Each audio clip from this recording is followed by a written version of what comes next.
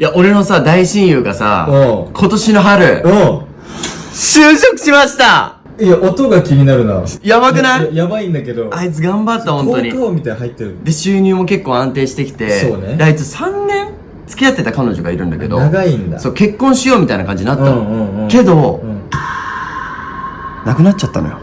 いや、音が気になるわ。もう悲しいんだけど、効果音みたいな。でも、その親友の熱意にね、うんその彼女も負けちゃって、うんいや、じゃあもう幸せにしてくださいと。おうっていうことで来年、うん。結婚するみたい。音絶対違う。